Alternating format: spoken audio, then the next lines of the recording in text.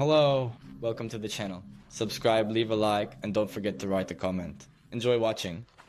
It started with silence, and not the kind you get when people are busy or distracted or just need a few days to themselves. This was weaponized silence, cold and calculated like the last breath of December air before the snow falls hard.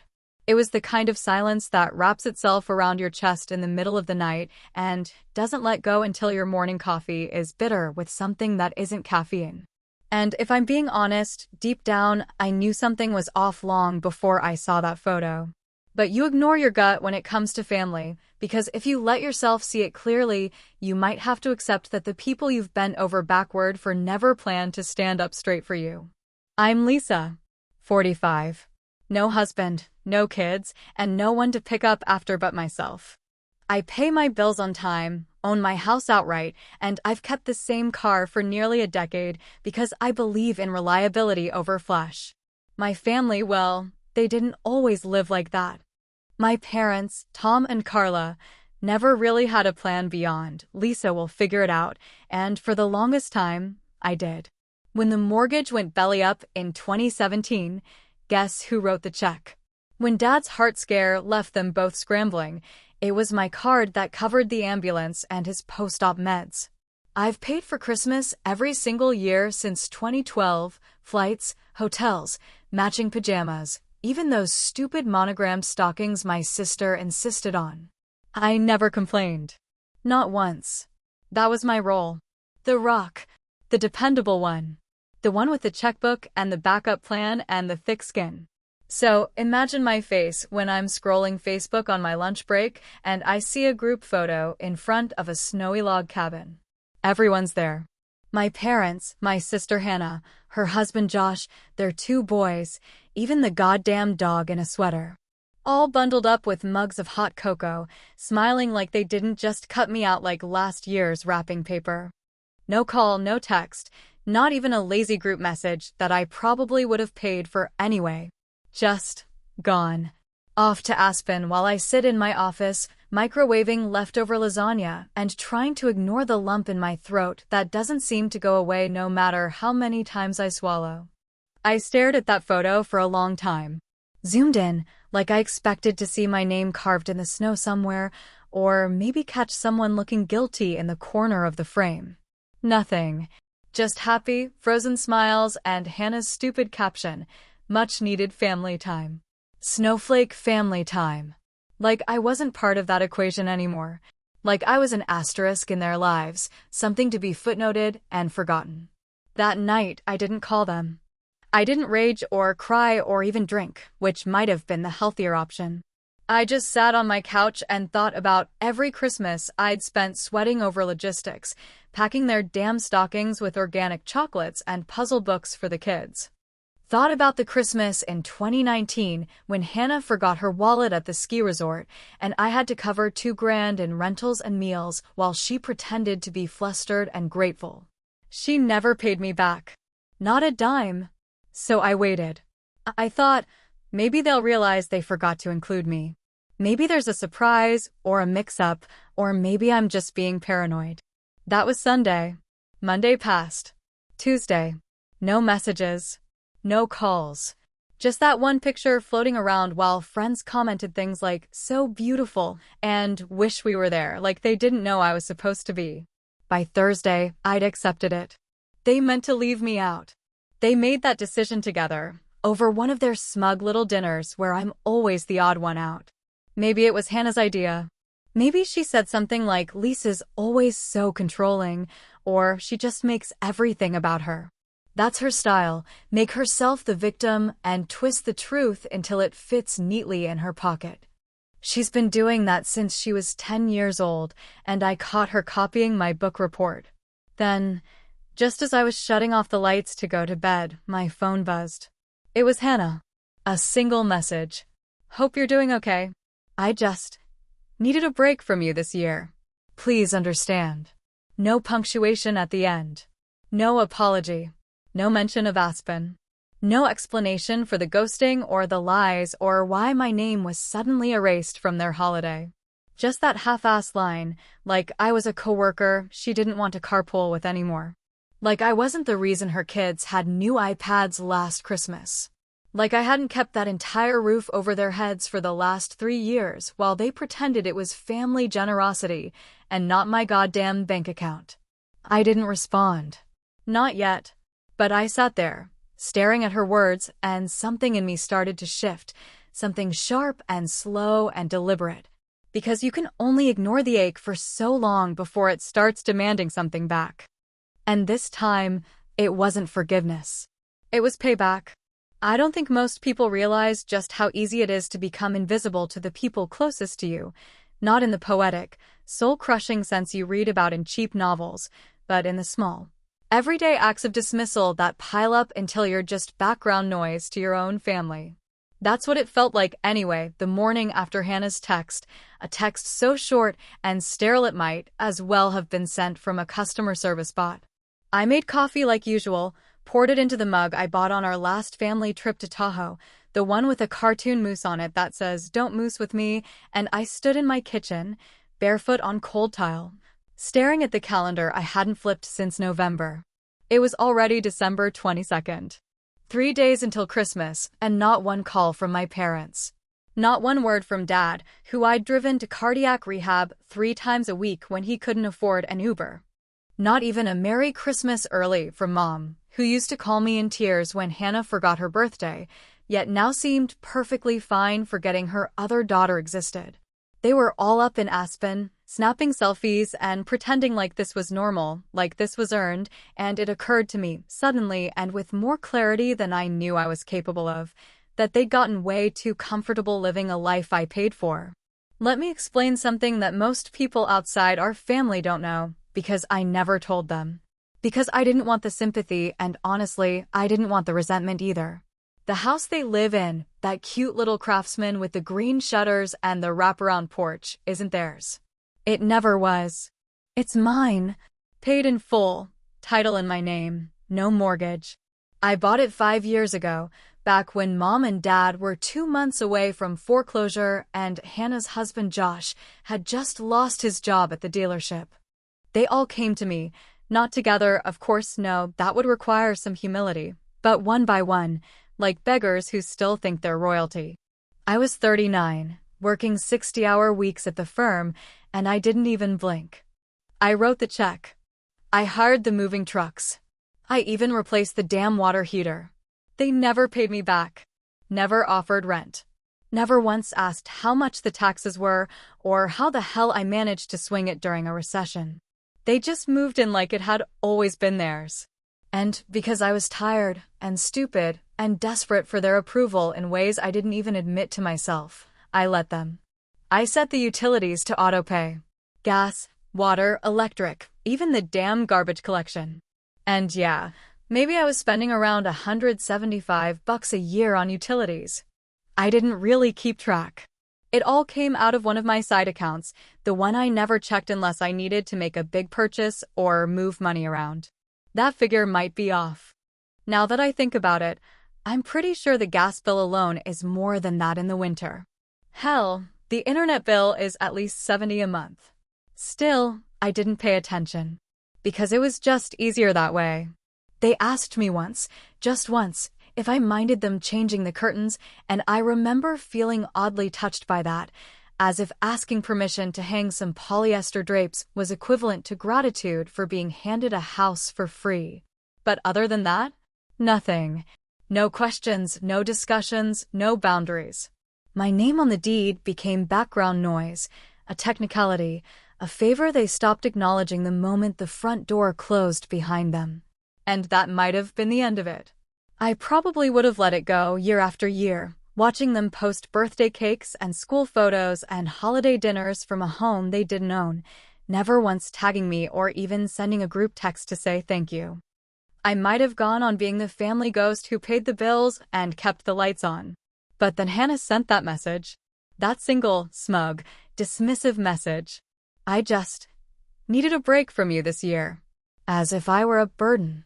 As if my presence was a toxin to be avoided. As if years of sacrifice and silence could be undone with a few ellipses and a half-assed request for understanding. That night, I poured myself a glass of wine, not the expensive stuff I save for company, just a sharp red that burns a little going down, and I opened my laptop. I logged into the utility accounts, all 5 of them, each one neatly labeled under my name. I sat there staring at the dashboard like it was some kind of twisted scorecard, each line item a monthly reminder of how little I actually meant to the people sleeping under my roof. The power company had a button that said suspend service. So did the water company. So did the gas. Each one came with a little warning. This may affect service to your property. Are you sure you want to continue? I hovered my mouse over the first one. My hand didn't even tremble. I thought about Mom's electric blanket, the one she used for her arthritis. I thought about Hannah's kids, glued to their tablets while the furnace hummed in the background. I thought about Josh, useless as ever, probably letting the pipes freeze while he poured himself another whiskey and blamed the thermostat. And then I clicked. One by one. There was something beautiful about the quiet, at least for a while, the kind of stillness that only really exists when you finally stop waiting for the phone to buzz or a door to knock or your own guilt to speak up and say, okay, enough. I'd turned everything off, the lights in their house, the heat, the water, the gas, even the Wi-Fi, and I felt, for the first time in years, like I had also turned off a part of myself that had been stretched too thin for too long. And it wasn't anger, not really, not the kind that burns bright and loud and throws plates across the room. It was colder than that, sharper, like the air that hits your lungs in January and makes you question whether you'll ever feel warm again. It was quiet. They were still in Aspen. That much I knew because Hannah couldn't go 5 hours without updating her story or posting another perfectly framed photo of hot cocoa in front of the rental's fireplace. She posted one Christmas Eve morning, the whole family in matching flannel pajamas, red and green, of course, because we're nothing if not cliché, and captioned it with something so smug I had to read it twice just to believe the audacity. Family is everything. Grateful for the ones who matter most. That was it. No tag. No mention of me. Not even a half-hearted, we miss you, Lisa, buried in the comments. I was already erased, edited out like I'd never been there in the first place. And that's when it hit me not just what they were doing, but how completely they'd convinced themselves that I didn't count anymore. That I was some grumpy old aunt with no husband and no real place at the table, even though I paid for the table, the chairs, the house they sat in for 5 years, and all the damn gravy boats they accidentally forgot to return after Thanksgiving. It was easier for them to pretend I didn't belong than to face what they'd done, so they buried me under silence and called it peace. I watched that post for a long time. Stared at their beaming faces, their cocoa mustaches, the stockings I had bought 3 years ago, hanging in the background like ghosts. And then I did something I'd been meaning to do for months. I deleted my Facebook. Gone. Then Instagram, which I barely used anyway. Then Twitter. All of it. Wiped. I wasn't going to watch my own erasure unfold one curated post at a time. If they were going to live without me, then fine, they could do it completely. And I'd do the same. That night, I cooked myself a small dinner, nothing fancy, just roasted chicken, sweet potatoes, and a green salad with a vinaigrette I used to make for family dinners back when I thought those nights actually meant something. I ate slowly, savoring every bite in silence, my phone face down on the table like a severed lifeline. When I went to bed, I turned it off completely, something I almost never do, because deep down I knew the calls would start. Not from guilt, not from apology, just from consequence. Sure enough, the next morning, the voicemails were waiting. It was Christmas Day. First one was from Josh. His voice was tight, confused, not angry yet. Hey Lisa, something's wrong with the heat at the house. Not sure if there's an outage? Let me know if you've heard anything. The next one came from Mom, shaky and wrapped in the kind of old lady concern that only ever surfaces when something's directly affecting her. Sweetheart, are you around? I think the hot water isn't working. Your father tried to reset the thingy in the basement, but nothing happened. Hope you're okay. Then Hannah. Of course. Hey, weird question, But the house is like totally freezing and we can't get in touch with the utility people. The electric's off too. It's like everything is off. I'm hoping it's just the weather or something, but yeah, call me. More came in as the day went on, each one just a little more frantic, a little more panicked. By the sixth message, someone had tried to reach the neighbors.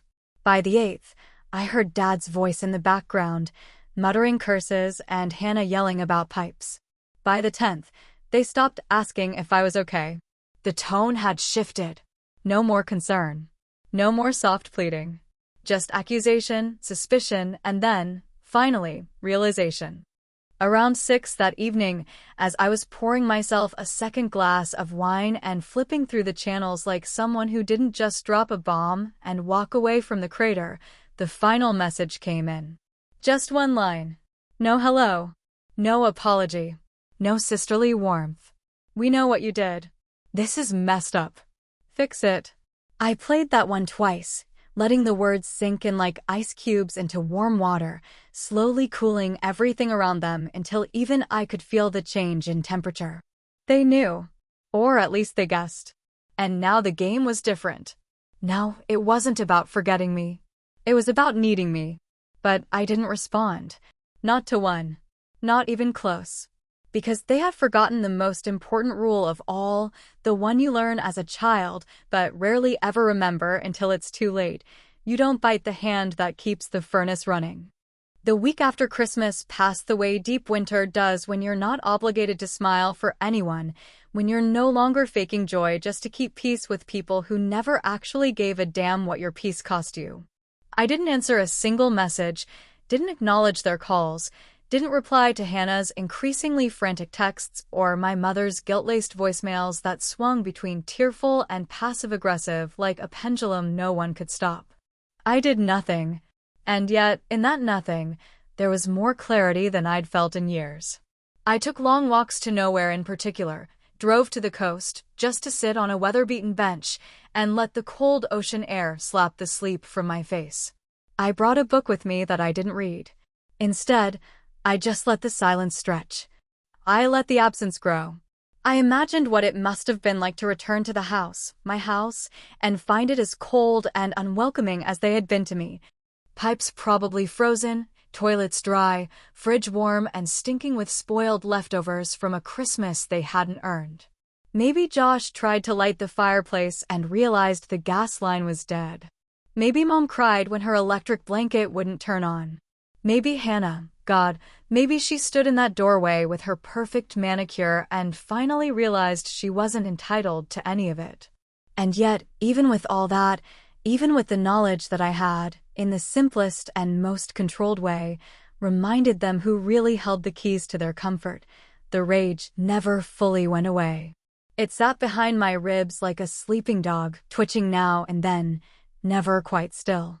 Because revenge, as clean as it had felt in the moment, didn't erase the history that led to it.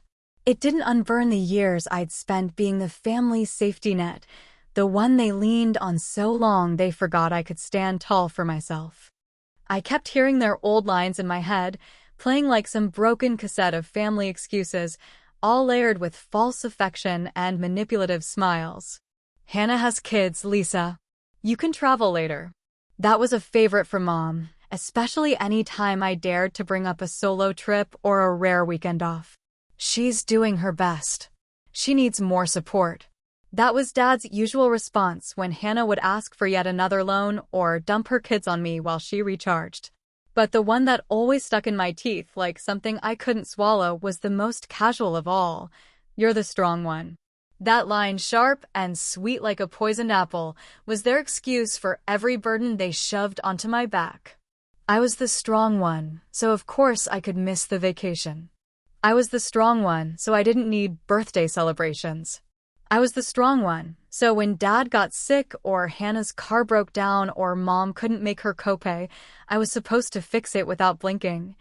And every time I dared to ask for something, respect, space, a seat at the damn Christmas table, I was told, in 1,000 different ways, that it wasn't my turn yet.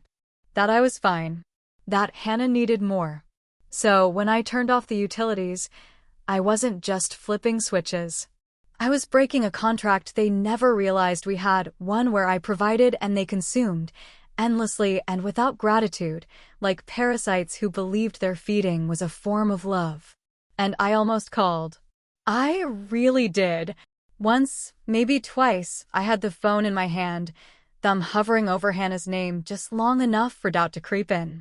Maybe I'd said enough. Maybe I'd made my point. Maybe now they'd finally see me, finally recognize that I wasn't some silent benefactor they could ignore until the credit ran out. But then I remembered Aspen. I remembered that smug, stupid photo.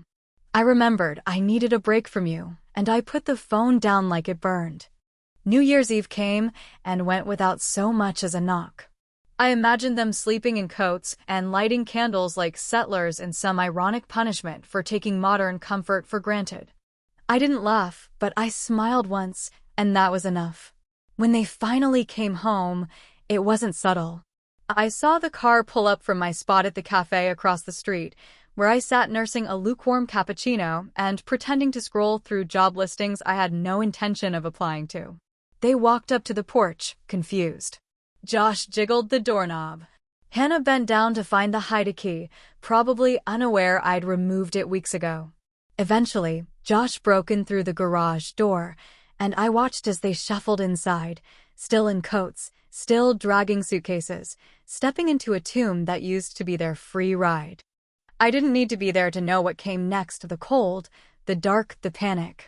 The burst pipes, the smell of mold beginning to take root. I imagined the sound of Hannah yelling, Mom crying, Josh muttering half-formed solutions, and Dad sitting in silence, probably realizing, finally, that I had stopped carrying the weight of their choices. That night, I got one last voicemail. Hannah's voice was hollow, but her words were sharp enough to cut through the speaker. You ruined everything. Don't expect to be part of this family anymore. I played it twice. Then I deleted it. And for the first time in decades, I didn't feel like the strong one. I just felt free.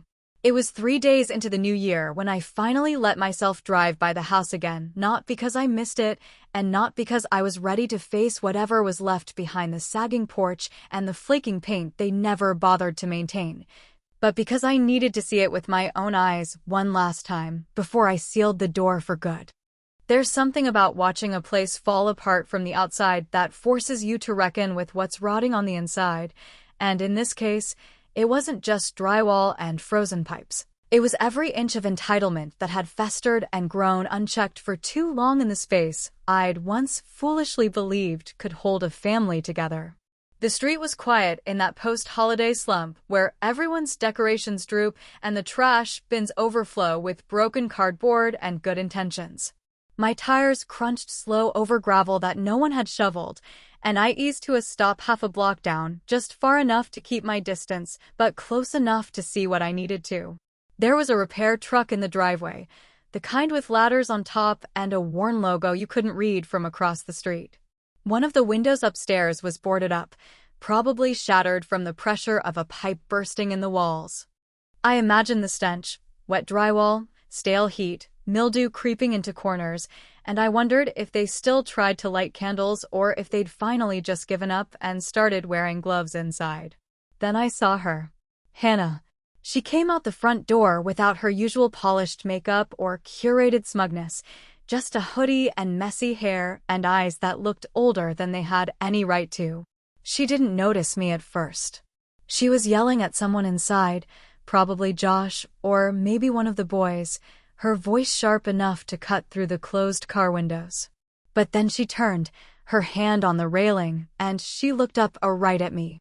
We locked eyes for a second that stretched longer than it should have, a silence heavy and hot and brittle at the same time, like something fragile under pressure. No wave. No glare. No apology. Just rage and something underneath it that almost resembled grief, though it wasn't the kind of grief you get from losing someone you love. It was the kind you get when the ATM finally says insufficient funds and you realize the money was never yours to begin with. She blinked first, looked away, and vanished back into the collapsing house like a ghost who'd realized it was no longer welcome. I sat there a moment longer, fingers gripping the steering wheel like a lifeline, heart steady, face blank. I didn't feel triumphant, and I didn't feel guilty. I just felt done. What they didn't know, what they would find out soon, maybe today, maybe when the notice arrived in the mail, was that the house wasn't technically theirs anymore. It hadn't been for weeks. I'd made the arrangements back in early December, before Aspen, before the silence, before the messages turned nasty. I transferred the title into a private trust, something quiet and binding that removed their legal right to squat in the home I'd paid for. I worked with a lawyer, someone discreet and no nonsense, and I drafted the papers with the kind of precision I usually reserved for clients. The house was no longer under my name directly, and when their occupancy agreement came up for renewal this month, I wasn't going to renew it. They had 60 days. 60 days to figure out how to survive without my wallet propping them up, without the heat they never thanked me for, without the roof they took selfies under and claimed as their own. They'd call it cruel, I'm sure.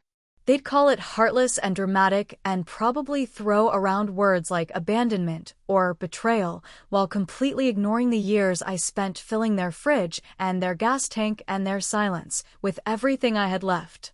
But deep down, I think they knew it was coming. Even Hannah, with all her deflection and faux concern, had to have felt it unraveling. Because no one cuts out the one person who holds the keys unless they think she's too afraid to walk away. And I was. For a long time. I was terrified that if I stopped giving, I'd disappear from their world entirely. I thought that being needed was the same as being loved. Turns out, it's not. Not even close. I haven't talked to them since. Haven't returned the messages that still trickle in from unknown numbers. Haven't opened the email from Josh with the subject line, "Can we talk?" I know what's in it. Another half apology. Another plea disguised as reason, another attempt to guilt me back into the role I never auditioned for. I deleted it. People think closure is some warm, satisfying moment, like a deep sigh or a hug at the end of a hard conversation. But that's bullshit. Closure isn't warm. Closure is cold and blunt and often silent. It's not the door gently clicking shut behind you. It's the sound of it locking from the inside while you walk away, keys in your pocket, head held steady, heart surprisingly quiet. Maybe it was revenge. Maybe it was justice. Maybe it was a last act of self-preservation disguised as cruelty, or maybe it was the only honest decision I'd ever made when it came to my family. But I'll tell you this, sometimes silence is the only thing they'll understand. Or maybe it's the only thing I understand now.